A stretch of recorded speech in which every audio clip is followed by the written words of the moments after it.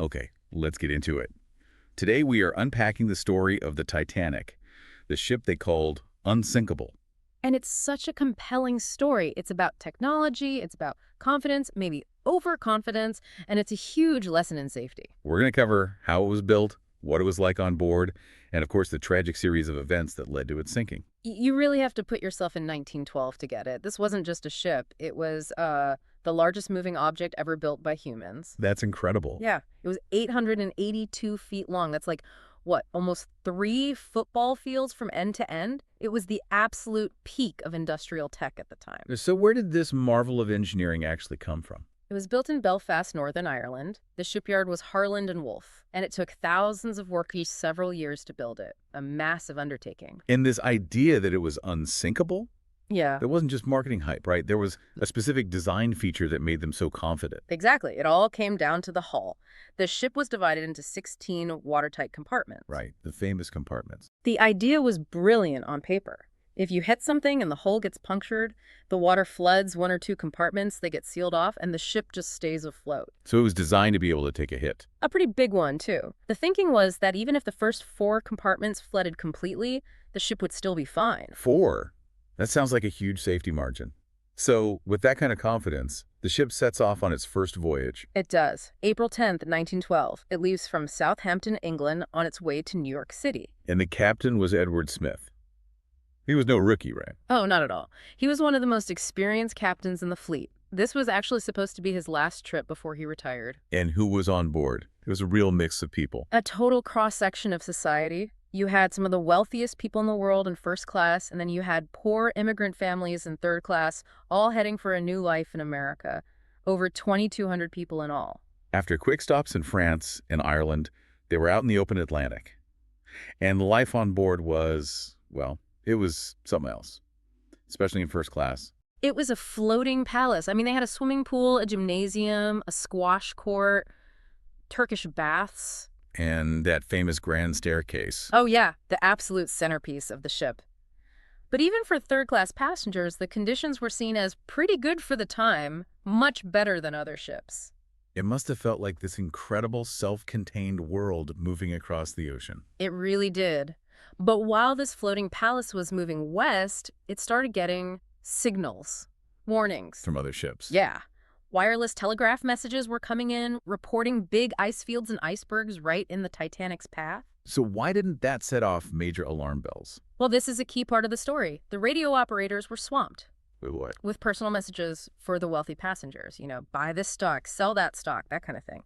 So some of the ice warnings just didn't get passed along to the bridge with the urgency they needed. So Captain Smith knew about some ice, but not all of it? He did. He got some reports, and he even altered course a little bit to the south.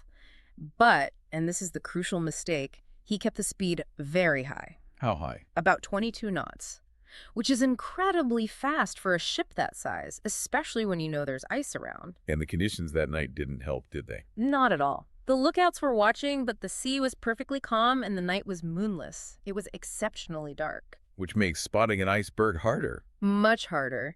Usually you'd see little waves breaking at the base of the iceberg, but on a sea that's as flat as glass, a dark iceberg is practically invisible until you're right on top of it. And that's exactly what happened. Yes. Just before midnight on April 14th, one of the lookouts, Frederick Fleet, he sees it. A huge dark mass right ahead. What'd he do? He rang the warning bell 3 times and phoned the bridge, yelling, "Iceberg right ahead." So they tried to turn. They do. The officer on the bridge orders the engines reversed and the ship turned hard. But the Titanic was just too big. It was like trying to turn a skyscraper. It couldn't respond in time. It just couldn't. It scraped along the side of the iceberg for about 7 seconds. And that scrape. Yeah. It wasn't one big hole. It was something different. Right. It popped the rivets holding the steel plates together, creating a series of small gaps below the waterline. And those gaps flooded the first 5 watertight compartments. Not 4, 5. 5. And as soon as the engineers realized that, they knew The ship was doomed. So the crew knows it's sinking. They have to get help. Immediately, they start sending out distress signals, CQD, which was the old one, and the new one, SOS. They're also firing these bright white flare rockets into the sky. But the nearest ship that responds, the Carpathia, is a long way off. Over 58 miles away, it would take them hours to get there, racing through that same dangerous ice field. And that's when the most shocking flaw of the entire ship becomes clear. The lifeboats. Not nearly enough of them. Not even close. The Titanic had 20 lifeboats. That was enough for about 1,178 people. But there were over 2,200 people on board. Exactly. More than 1,000 people had no chance of getting a spot on a lifeboat from the very beginning. How is that even legal? The rules were just totally out of date.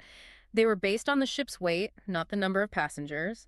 The Titanic actually had more lifeboats than the law required. So the evacuation begins, but it's chaotic. It's slow, confused chaos.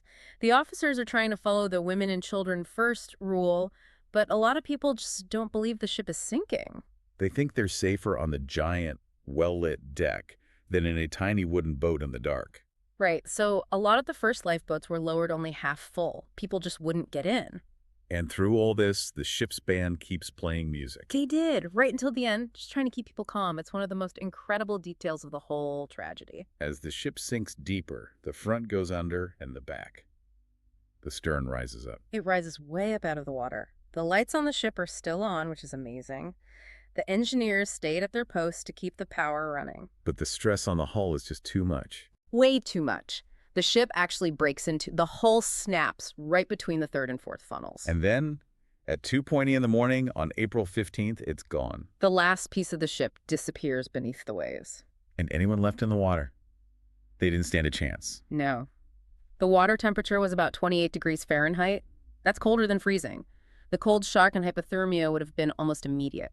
The rescue ship, the Carpathia, finally gets there. It does. It starts picking up the first lifeboats around 4 a.m., but in the end, they only find 705 survivors. Out of over 2,200. Over 1,500 people were lost. Famous businessmen, crew members, hopeful immigrants. It was a staggering loss of life. The news just caused this wave of shock and disbelief around the world. Absolutely. And it led to immediate action. People demanded to know how the unsinkable ship could sink. This is the so what, right? The changes that came from the tragedy. Yes. The public outcry forced major changes in maritime law, big ones. What?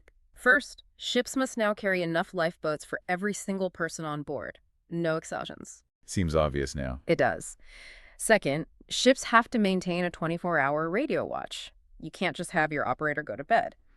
Third, the International Ice Patrol was created to track icebergs. And fourth, regular lifeboat drills became mandatory. Those rules have saved countless lives since. Without a doubt. And the wreck itself, it was lost for a long, long time. For over 70 years, it was a complete mystery until a team led by Robert Ballard finally found it in 1985. And it's incredibly deep, right? It is. About 12,500 feet down. It's lying in two main pieces, about a third of a mile apart. Is it going to be there forever? No. The site is protected as a memorial, but scientists have found that there are these rust-eating bacteria that are slowly, eating the ship. So it's disappearing. Eventually, it will be gone completely, dissolving back into the ocean floor. It's just such a powerful story.